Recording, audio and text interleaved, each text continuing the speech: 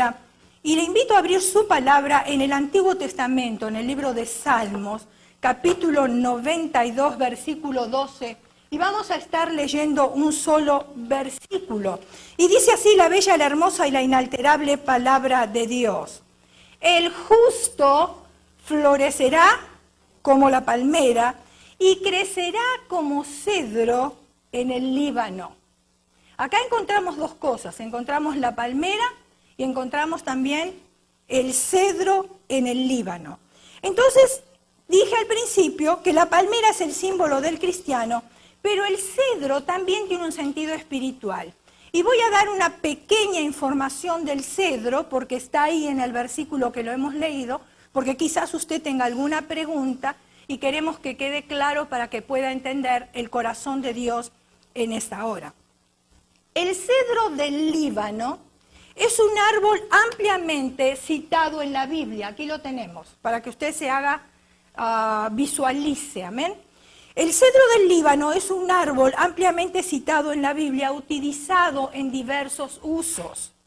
Por ejemplo, la madera del cedro del Líbano es densa. Comparada con el cristiano en el sentido espiritual, es que el cristiano debe ser consistente. ¿Me está entendiendo? Por eso Dios lo puso ahí en su palabra, no lo puso por ponerlo, sino porque tiene un sentido espiritual.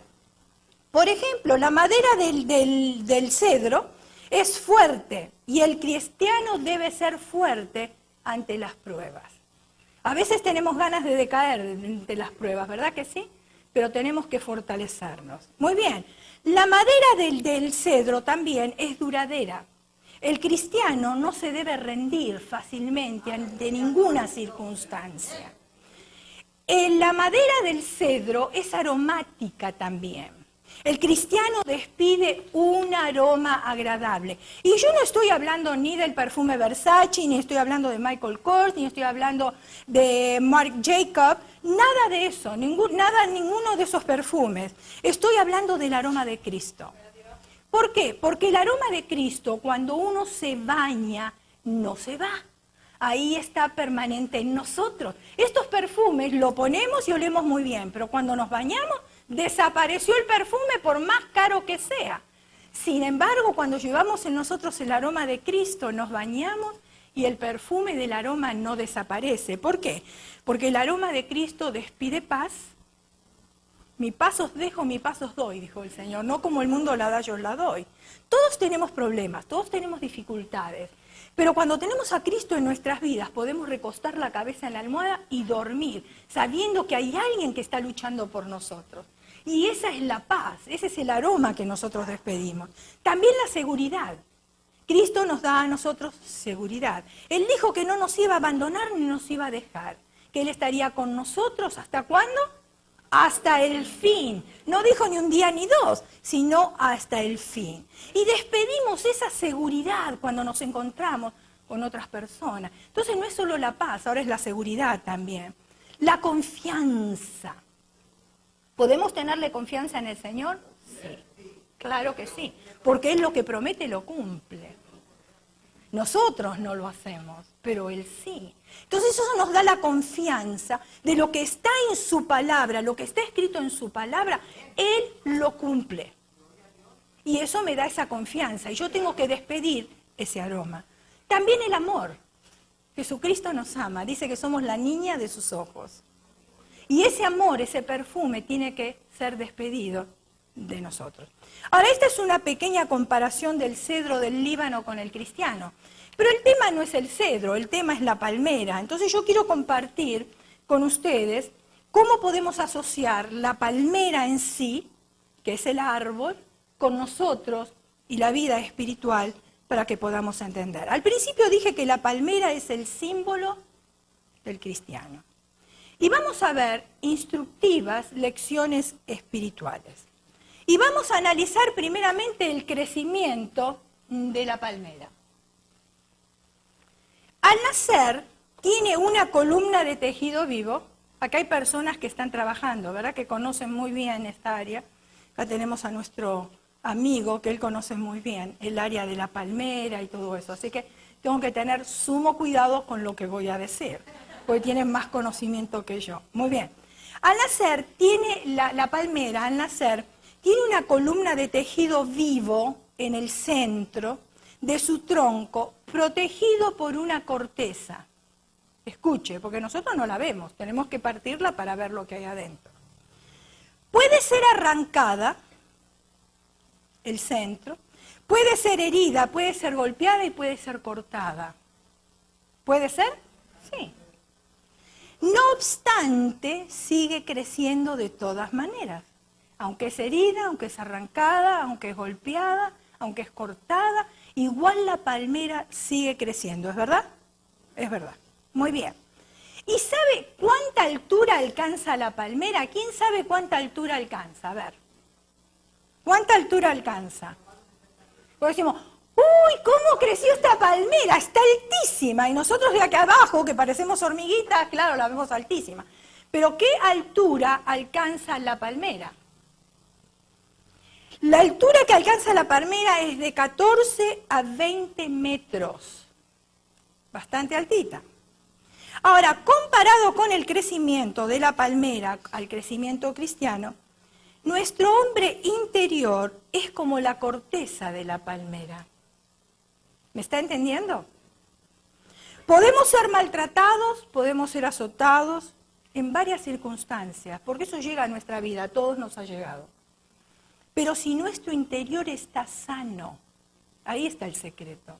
Si el interior está sano, nada podrá detener el crecimiento. Porque de acuerdo a lo que crece en el corazón, es el fruto que da. De la abundancia del corazón, habla la boca. ¿Qué hay en nuestro interior? Porque eso es lo que vamos... Enseguida conocemos las personas. No hace falta tener tanto discernimiento. Usted habla con una persona y lo que le sale de su boca, usted se da cuenta que hay en su corazón.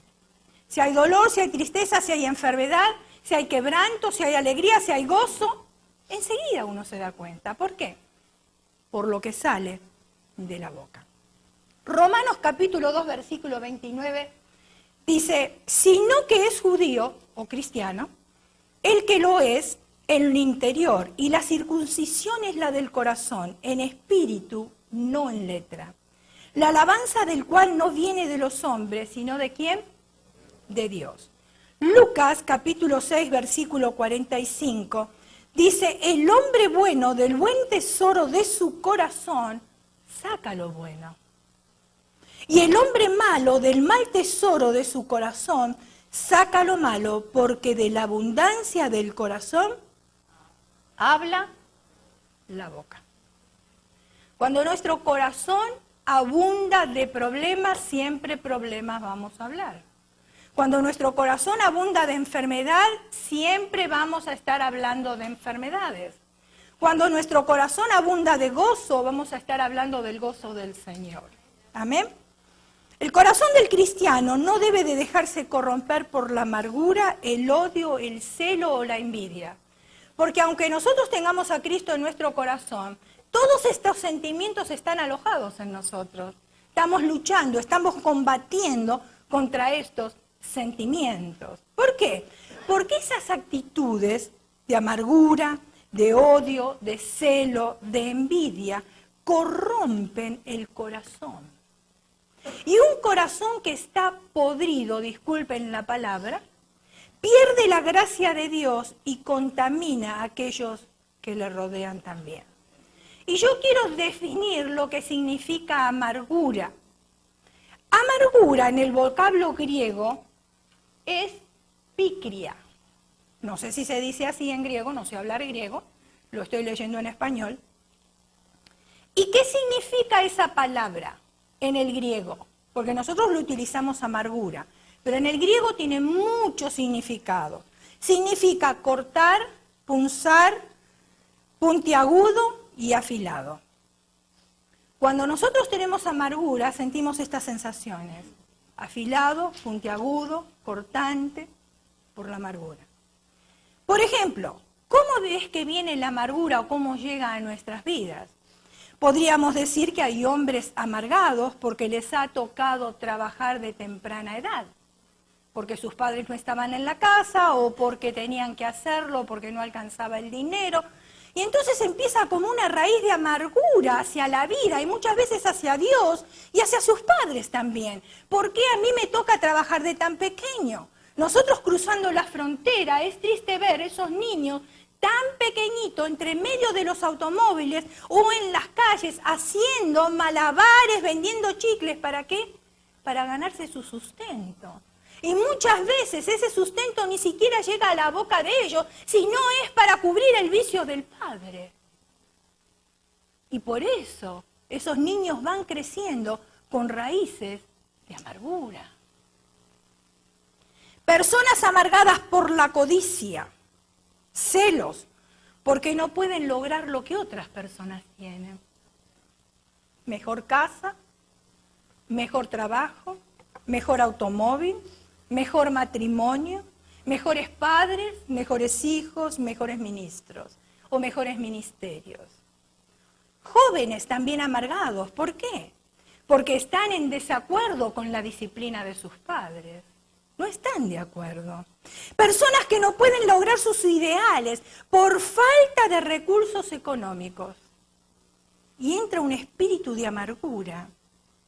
Personas amargadas por no poder superar la muerte de un familiar o de un amigo muy querido. El no poder entender por qué. ¿Por qué esa persona partió de esta tierra? ¿Cuál es el significado? Y muchas veces no tenemos respuestas a esas preguntas, pero un día el Señor nos va a dar todas las respuestas que nosotros necesitamos. Y vamos a entender por qué suceden ciertas cosas que ahora es tan difícil para nosotros entenderlas. Pero qué terrible es dejar este legado a nuestros hijos. Raíces de amargura. Digo nuestros hijos porque sobre ellos nosotros tenemos la autoridad. Ahora permítame presentarle las 3 hermanas de la amargura, porque la amargura no viene sola. La amargura tiene aliados. Pero yo para no poner aliados puse hermanas. Y usted me va a entender, porque hay espíritus que tienen primos hermanos también. Pero una de las hermanas de la amargura es la autocompasión. El sentirse víctima. Ahí está, otra abundancia del corazón. Donde voy, ay, pobrecita yo, ay, es que usted no sabe cuánto yo sufro. Ay, usted no sabe cuánto me duele. Ay, usted no sabe lo que me hace. Ay, un espíritu de víctima, de autocompasión.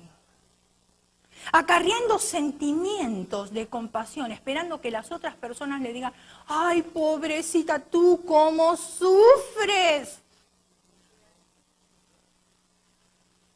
Como si el centro de la atención de todo el universo fuese esa persona.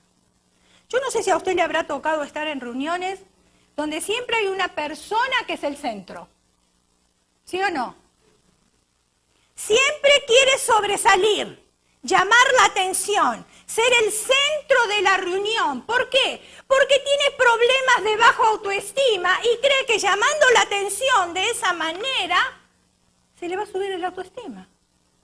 Donde hay un dolor en el corazón que tiene que ser sanado, no es que las demás personas o que yo sea el centro de una reunión que me va a sanar a mí. No, es mucho más profundo que eso. Tengo que ir adentro, en el corazón. ¿Por qué? Porque ese aliado de autocompasión y de víctima tiene el main one que se llama amargura. Y ahí es donde yo tengo que ser tratado, en la amargura. Hay otra hermana de la amargura que se llama resentimiento. Es como rumiar la comida. ¿Vio cuando uno está nervioso? Y muchas personas cuando están nerviosos o cuando tienen estrés, lo que hacen es comer y comer y comer y masticar. Y parece que cuando están masticando, se están mordiendo, masticando el problema. Y no está masticando el problema sigue estando ahí. Sigue estando ahí, es como rumiar, masticando la amargura y extrayendo de ella todo espantoso sabor una y otra vez. La tercera hermana de la amargura se llama paranoia. Y fíjense en cómo vamos avanzando y cada vez más, escalando. Este es un estado donde se siente que todos se han confabulado en contra de esa persona. Yo no sé si usted se habrá dado cuenta, por ejemplo, voy a poner ejemplo en el estacionamiento. En el estacionamiento se encuentran varias personas conversando. Pero hay una que tiene el problema de la amargura, de la autocompasión y de la paranoia. Entonces ve que ese grupito se está riendo. Y cuando pasa esa persona al lado de ese grupo, ellos se siguen riendo de lo que estaban hablando. Pero la persona que pasó, como tiene paranoia, piensa que se están riendo de ella o de él. Y se siente mal. Lejos de esas personas de estar hablando de una determinada. Quizás estaban hablando de un programa que vieron en la casa, en televisión, y que les causó mucha gracia. Y nada tiene que ver con aquella persona que pasó. Entonces, ¿qué pasa? Aparece la famosa palabra complot. Ellos están todos en complot en mi contra. No necesariamente es así. Es que las raíces de amargura nos hacen ver todas esas cosas que realmente no existen. Quizás estas personas que estaban conversando estaban programando una salida y la iban a invitar a la que pasó. Pero la que pasó ni siquiera pensó eso. Pensó que era un complot confabulado en contra de él o de ella. Otra característica de la palmera es que crece en el desierto. Son muy pocos los árboles que crecen en el desierto, ¿verdad? Lugar de sequedad y desolación cuando hablamos de desierto. Florece y da fruto donde otros árboles no lo hacen. Así deberíamos nosotros ser los cristianos. En circunstancias difíciles debemos crecer y dar fruto de todas maneras. Lo interesante es que el desierto no ejerce influencia sobre la palmera. La palmera sigue creciendo igual. No importa que ahí hace calor, no importa que haya arena, no importa que no haya agua, no importa las circunstancias adversas, pero de todas maneras el plan de Dios fue que creciera y que diera fruto y la palmera lo cumple.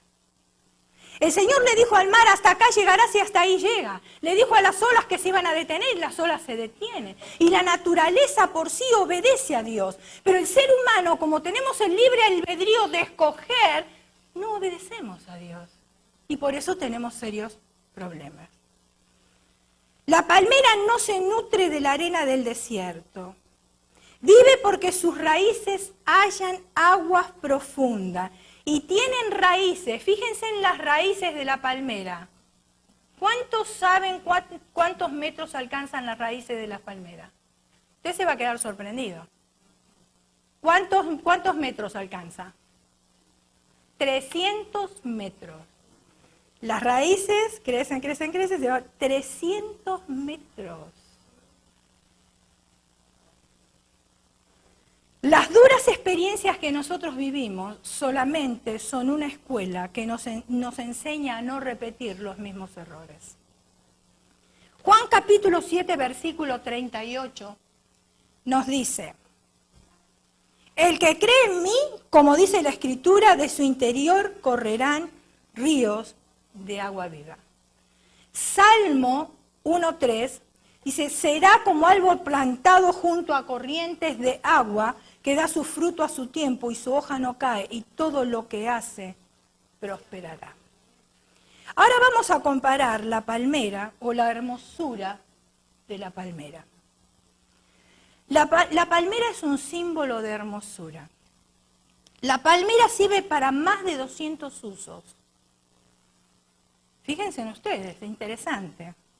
Algunos de los usos son la madera, son cuerdas, tejidos, cestas, escobillas, brochas, escobas, sombreros, paneles para vientos, alimentos, bebidas alcohólicas, productos farmacéuticos, goma. El cocotero suministra materias tan variadas como azúcar, manteca, aceite, vino y vinagre. Fíjense en todo lo que se puede extraer de ese árbol. Sus hojas sirven para cubrir techos de viviendas. Qué gran comparación con nosotros que nos llamamos los redimidos del Rey de Reyes y Señor de Señores, que deberíamos ser usados en diferentes maneras, apacentar, enseñar, animar, reconciliar, amar y perdonar. La palmera puede ser usada como una exquisita comida y también una humilde alfombra. La palmera es notable por su tallo recto y aunque le amarren un peso, siempre va a crecer. Recta. Usted va a ver que a veces se desvía un poquitito, pero sigue recto. O para arriba, o para el costado, o para donde sea que se dirige la palmera, siempre va a estar recta. Y así debemos nosotros de ser los cristianos. Ninguna dificultad, ningún impedimento, ninguna tentación debe torcernos, ni impedir nuestro crecimiento. Y ahora vamos a comparar la palmera o el fruto de la palmera. La palmera da sus mejores frutos en su vejez. ¡Wow! ¿Cuántos estamos aquí de la tercera edad? Estamos dando los mejores frutos, así que no se quejen. Ahí el hermano es el único honesto. Los demás no quieren testificar que estamos en la tercera edad. Muy bien, la palmera da sus mejores frutos en la tercera edad y su fruto es mucho más dulce cuando alcanza los 80 años. ¿Cuántos quieren superar los 80 años para ser dulce? ¿Verdad? Claro, ¿por qué no? En cambio, cuando un manzano envejece, y son ricas las manzanas, sus frutos se tornan más y más pequeños hasta que no valen nada. El Señor nos insta a nosotros a llevar mucho fruto, la Biblia lo dice y usted ya lo sabe muy bien. Separados de mí nada podés hacer, dice el Señor. Los cristianos desempeñamos una labor dentro y fuera de la iglesia. Y recordemos que existen 4 tipos de miembros en nuestras iglesias. No estoy hablando específicamente de esta. De todo cuerpo de Cristo donde quiera que se encuentre y en el mundo entero también. Y le voy a decir cuáles son esos 4 miembros para que nos identifiquemos. Los que están llenos de buenos deseos, es un grupo, pero no hacen nada. Déjeme decirle que el infierno está lleno de buenos deseos. ¿Me está entendiendo? El segundo grupo, los que mucho hablan y hablan constantemente de lo que se debe hacer, pero ellos no hacen nada. El tercer grupo, los que les gusta que todo en la iglesia sea de primerísima calidad, pero no son más que espectadores, nada más. Y después está el otro grupo, y que este grupo lamentablemente es pequeño. Aquellos que cargan sobre sus hombros todo el peso de la responsabilidad de la iglesia. Y este es el grupo mínimo en todas las iglesias.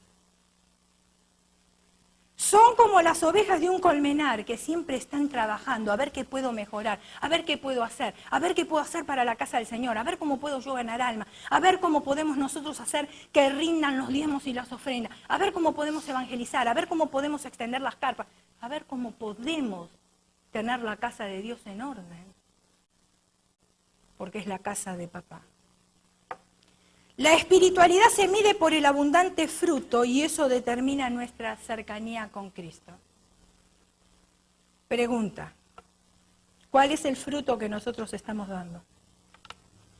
Gálatas 5, versículos 22 y 23, nos dice, mas el fruto del Espíritu es amor, gozo, paz, paciencia, benignidad. Benignidad es una palabra que no la usamos mucho en nuestro vocabulario diario, pero yo lo busqué y de acuerdo al diccionario de la Real Academia Española, benignidad significa apacible y piadoso. Entonces lo leeríamos así, mas el fruto del Espíritu es gozo, amor, paz, paciencia, apacible y piadosa, bondad, fe, mansedumbre. Mansedumbre significa dócil, una persona suave. Y después dice templanza, que es una persona prudente. Contra tales cosas no hay ley. Juan 15:5 dice, yo soy la vid y vosotros los sarmientos o los pámpanos. El que permanece en mí, yo en él, este lleva mucho fruto. Mucho fruto. Y ahora vamos a comparar el poder de la extensión de la palmera. La palma se reproduce con una sola semilla. Hay un tipo de palmera que si usted habrá prestado atención, porque yo miro mucho cuando voy en el freeway, ¿Ustedes vieron la palmera que nosotros tenemos? Hay una sola palmera de ese tipo que tenemos en la iglesia y que está del lado de la calle El Monte. ¿Sí? ¿La vieron? Que tiene un tronco más bien grueso y sus palmas son redondas, no son largas. Yo he notado que una semilla que cae en un pedacito donde hay tierra, puede haber una rajadura ahí en el piso, o una quebradura, no sé cómo le dicen para que me entiendan bien, pero un pedacito de tierra y cae una semilla ahí, crece esa palmera. Y en el freeway se ven muchísimas de esas palmeras, cantidades pequeñitas, más pequeñitas, grandes. Entonces se produce con una sola semilla y siembre una palma y aparecerán muchas en su entorno. Esta es la especial característica del cristiano responsable. Cumple con la gran comisión. ¿De qué? De multiplicarse. De multiplicarse. Son las ovejas las que se reproducen, recuerden. El cristiano necesita multiplicarse. Cuando hay armonía en los cristianos, los ríos de agua viva son útiles para otros sedientos. Porque si no, nadie se quiere acercar a nosotros. Si nosotros tenemos un espíritu de víctima, de amargura, paranoia y todo lo que hemos hablado, ¿quién se va a querer acercar a nosotros? Nadie. Pero cuando nosotros despedimos el aroma de Cristo, otros van a querer tener lo mismo que nosotros tenemos. Vamos a comparar la separación de la palmera. La palmera no acepta injertos. No puede ser unida a otros árboles. El cristiano tampoco debe aceptar injertos. Escuchemos el consejo de Dios en 2 Corintios, capítulo 6, versículo 14 al 18. Y dice, no os unáis en yugo desigual con los incrédulos. Este versículo trae mucha controversia hoy en día entre nosotros los cristianos. Porque no se escucha y no se obedece la palabra de Dios. O si se escucha, no se obedece. Entonces, el unirme yo a un incrédulo es un injerto que yo estoy haciendo. ¿Me está entendiendo? A veces los jóvenes no le prestan atención a esas cosas porque no le dan importancia. Porque creen que con la juventud van a atropellar la vida y no es así. Cuando la palabra de Dios nos dice algo, tenemos que tener conciencia de lo que nos está diciendo, porque Él nos advierte, y si nos advierte, es por alguna razón. Entonces dice, no os unáis en yugo desigual con los incrédulos, porque ¿qué compañerismo tiene la justicia con la injusticia? ¿Y qué comunión la luz con las tinieblas? ¿Y qué concordia Cristo con Belial? ¿O qué parte del creyente con el incrédulo? Y quizás usted esté pensando ahora, bueno, pero ¿qué garantía es de que yo me case con un cristiano? Yo no estoy hablando de garantías. Yo estoy hablando de obedecer la palabra de Dios. Y claro que podemos tener problemas casados con un cristiano o tener una sociedad con un cristiano, y yo soy testigo de eso. Podemos tener problemas. Pero ¿qué sucede? Cuando las dos partes conocen al Señor, el Señor interviene de otra manera. ¿Me está entendiendo? Ahora yo no lo hago para darle el gusto a esta persona, ni para darle el gusto a esta persona, sino que yo obedezco para darle el gusto a Dios. Versículo 16 dice, ¿y qué acuerdo hay entre el templo de Dios y los ídolos? Porque vosotros sois el templo de Dios, viviente, como Dios dijo, habitaré y andaré entre ellos y seré su Dios, y ellos serán mi pueblo. Por lo cual salid de en medio de ellos y apartaos, dice el Señor. Y no toquéis lo inmundo, y yo os recibiré. ¿Qué quiere decir acá? ¿Que nosotros no nos podemos juntar con los incrédulos? No, no está diciendo eso la palabra de Dios. Porque el Señor Jesús se juntaba con los pecadores.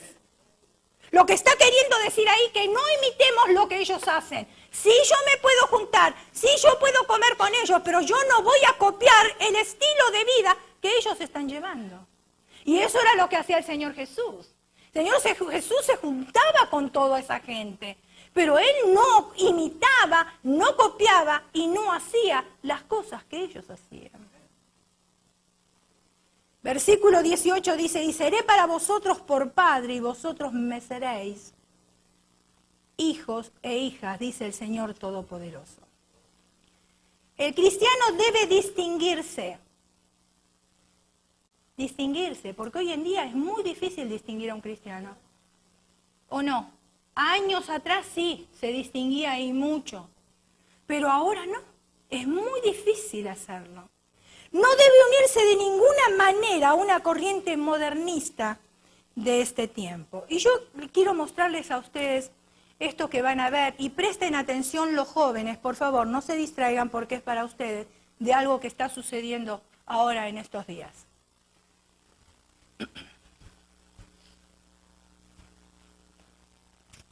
Estas cintas adhesivas tan comunes y que nos sacan de apuros en las reparaciones hogareñas se han convertido en la manzana de la discordia en este juego. Solamente en YouTube 232,000 personas han puesto su vida en peligro al grabar este reto. Las redes sociales explotan con videos como este, donde los jóvenes se divierten atando a uno de ellos con una cinta adhesiva difícil de romper. En este caso, la joven es amarrada a un árbol y debe escaparse en el menor tiempo posible. La diversión generalmente termina con algunos rasguños y muchos gritos y risas. Pero eso no ocurrió con Skylar Fish, de 14 años, quien casi pierde la vida cuando lo ataron como a una momia.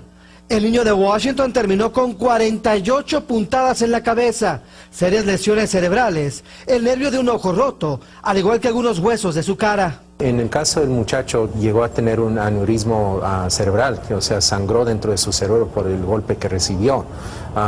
Estas son lesiones serias, o sea, todavía no sabemos cómo va a estar.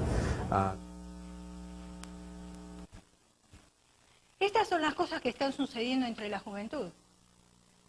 Triste. Siempre salen nuevos retos. Yo ya le mostré anteriormente en otros mensajes otros retos que hacen los jóvenes. El de la sal, el del hielo y de un montón de otras cosas. Y este es bastante peligroso. Y los jóvenes creen que es sencillo, porque si yo lo veo en el internet y lo está haciendo él, ¿por qué no lo puedo hacer yo? Entonces nosotros nos estamos adaptando a esta corriente modernista, porque yo quiero ser parte de ese núcleo, de ese grupo. Hay algo que está también ahora de moda y por supuesto viene de Taiwán, de todos esos lugares, Tailandia y todos esos lugares, así como los cartoons, dibujos animados, que vienen de esos lados. Y nosotros muchas veces estamos repitiendo palabras, o nuestro hijo están repitiendo palabras que escuchan en la televisión y que no sabemos ni siquiera lo que significa. Pero ahora existe esto, mire, una muñeca que se llama Daruma. Daruma. ¿La ven ahí? Muy bien.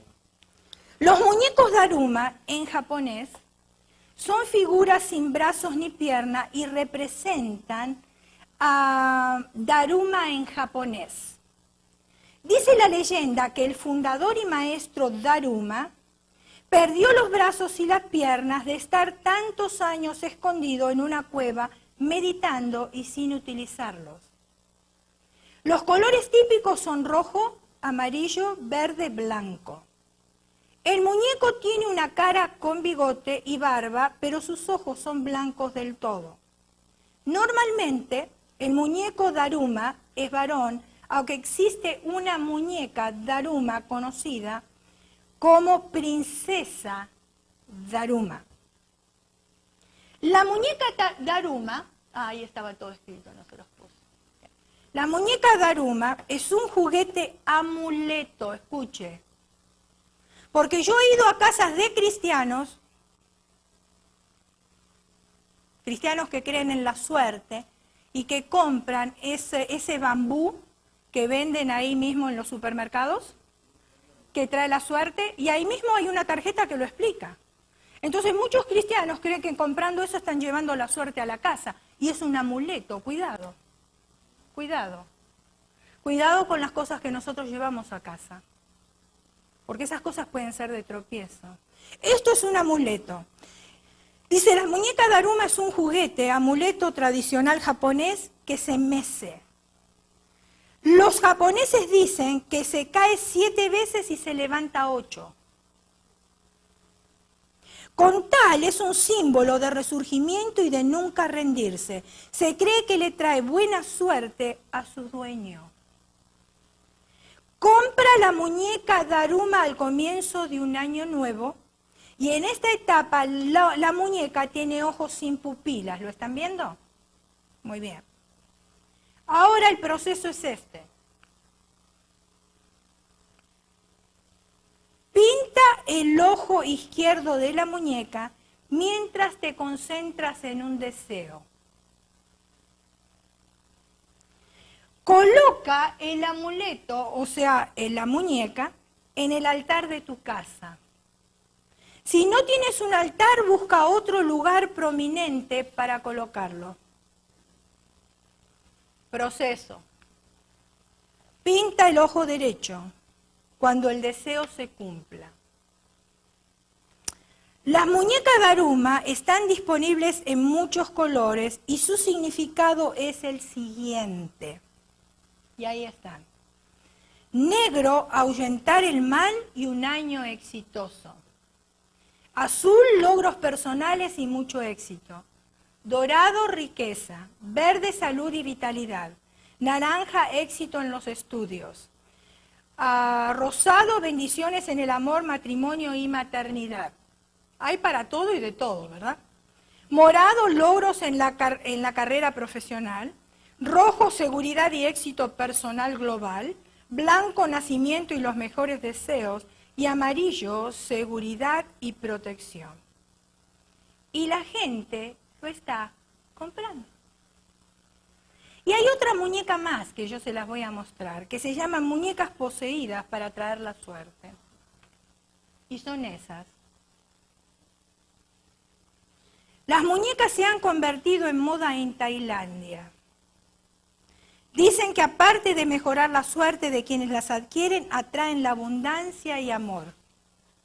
Después de ser obtenidas de una fábrica, como la mayoría de juguetes, estas particulares muñecas deben pasar por un ritual. Un experto debe de invocar a una diosa hindú, la cual, según la creencia, creará nuevas almas de niños para que tomen el cuerpo plástico como su nuevo hogar. De allí les otorga un nombre y empieza a contar los días que cada una lleva en la tierra y espera que algún afortunado la adopte. ¿Ustedes están observando bien a esas muñecas? ¿Qué es lo que vieron en esas muñecas? ¿Hay algo que se predicó hace un tiempo atrás? ¿No vieron nada de anormal en esa muñeca? ¿No vieron nada? ¿Nada? ¿No? Ok. Yo les voy a decir, miren, acá está. ¿Cuál es ese símbolo? ¿Quién es? ¿Lo reconocen? ¿Quién es? ¿Quién es? Ok. Fíjense, aparte tiene un Hello Kitty. ¿Y ustedes saben lo que significa Hello Kitty? Se explicó. Hola Satanás. Así que cada vez que nosotros estamos diciendo Hello Kitty, estamos diciendo hola Satanás. Y los jóvenes y los niños tienen backpack, tienen sombreros, tienen sábanas, tienen almohadas y tienen de todo. Hasta para apuntar también lo tienen. Y a veces desconocemos esas cosas y porque está de moda y porque queremos estar en la moda, adoptamos todas esas cosas, las llevamos a casa y no sabemos realmente cuál es el significado de todo eso. Y cómo nos puede también afectar a nosotros. Ahora fíjense en la creadora. Esa es la creadora de todos esos muñecos. Y una de las creadoras de estas criaturas explica que una vez el espíritu de un niño las posee y ella debe de arreglar su cabello, vestirlas y plantar lo que ella llama, sin ahondar mucho en el tema, semillas que representan la esencia de la vida. Y yo les voy a decir algo con mucho respeto porque sé que es cultural de parte de ustedes. Y yo lo aprendí ahora. En Argentina no se practicaba, pero sí lo vine a aprender acá. Y con mucho respeto se los digo, yo no quiero ofender a nadie, pero esto me hace acordar mucho al niño Jesús que ponen en el pesebre y que después tiene que tener una madrina que lo vista y que el 6 de enero tienen que hacer tamales. ¿Cuál es la diferencia entre uno y otro? ¿Me está entendiendo? pero son de nuestras raíces, viene de nuestra cultura, lo hacía mi abuela, lo hacía mis abuelas, lo hacía mi mamá. Entonces yo lo sigo haciendo, pero es exactamente lo mismo. ¿Por qué? Solamente porque decimos que ese es el niño Jesús. ¿Dónde está el niño Jesús si es un pedazo de cemento? O un pedazo de porcelana, o lo que sea. Y los vestimos, y tiene que venir una madrina, y la madrina me tiene que comprar el vestido, y hasta los vestidos más caros, $20, $25, para vestir un muñeco que el año que viene lo tengo que volver a vestir. Y tengo que escoger otra madrina. Y entonces tengo ahora que hacer los tamales, la que es la madrina, yo no sé, el 6 que hacen, que el que saca al niño Jesús de la rosca, después tiene la responsabilidad de hacer los tamales y yo no sé cuántas cosas. ¿Me está entendiendo, verdad? Y yo sé que es parte de la cultura, pero a veces nuestra cultura, hermanos, hay cosas que nosotros no las podemos aplicar. Cuando venimos a conocer a Cristo, sabemos que esas cosas no nos traen bendiciones. Tipología de la palmera. Sigamos y ya voy a terminar aquí. La palmera es símbolo de triunfo. Juan, capítulo 12, versículo 13, nos dice, tomaron ramas de palmera y salieron a recibirle y clamaban hosana. ¿Ustedes se acuerdan? Una semana antes de la crucifixión, aquel pueblo gritaba, hosana, hosana, ahí viene el hijo de David. Y con las palmeras ellos las iban tendiendo para que el Señor pasara con su burrito por ahí. Pero una semana después, esa misma gente que le tiraba las palmeras, esa misma gente que gritaba hosana, gritó, crucifícale, crucifícale. Apocalipsis capítulo 7, versículo 9. Dice, después de esto miré y aquí una gran multitud, la cual nadie podía contar, de todas naciones y tribus y pueblos y lenguas, que estaban delante del trono y en la presencia del Cordero, vestidos de ropas blancas y con palmas en las manos. En resumidas cuentas, si la palmera es un símbolo de victoria, nosotros los cristianos debemos llevar victoria en nuestras vidas. Despojarnos de todas aquellas cosas y empezar a crecer como la palmera, firme y sana por dentro, para que podamos nosotros despedir el amor de Cristo, la seguridad, la paz, ese aroma que otro no lo puede dar. No nos contagiemos, no injertemos las cosas del mundo a nuestra vida, porque eso no trae bendición. Pero sí injertemos la palabra de Dios más y más a nuestra vida. Y eso va a traer bendición. Yo sé que cuando uno empieza a leer la Biblia, lo primero que viene es sueño. ¿O no? El enemigo usa ese momento en el cual nosotros abrimos la palabra para llenarnos, para instruirnos, para conocer el corazón de Dios, y entonces viene y trae un espíritu de cansancio, de agotamiento a nuestras vidas, y entonces quedamos ahí dormidos y no leemos la palabra de Dios. Y esas son cosas que nosotros tenemos que ir venciendo en nuestra vida, porque nos tenemos que nutrir si realmente queremos crecer y ser vidas triunfadoras, porque nosotros, Dios nos dio la habilidad a nosotros, la capacidad para ser triunfadores. Y no tenemos por qué despreciar eso o regalárselo al enemigo. Todo lo contrario, tú eres un triunfador, yo soy una triunfadora. Y eso es lo que nos tenemos que repetir constantemente en nuestras vidas. El enemigo está debajo de nuestros pies. Él tiene que quedar aplastado, no nosotros. Nosotros ya no tenemos un espíritu de amargura, no tenemos un espíritu de paranoia, porque todas esas cosas pueden ser quitadas de nuestras vidas. Así que cierre sus ojos, incline su rostro y vamos a orar. Señor, ahora queremos participar de tu mesa. Te damos gracias porque nos has hecho una invitación especial para compartir tu mesa en esta mañana.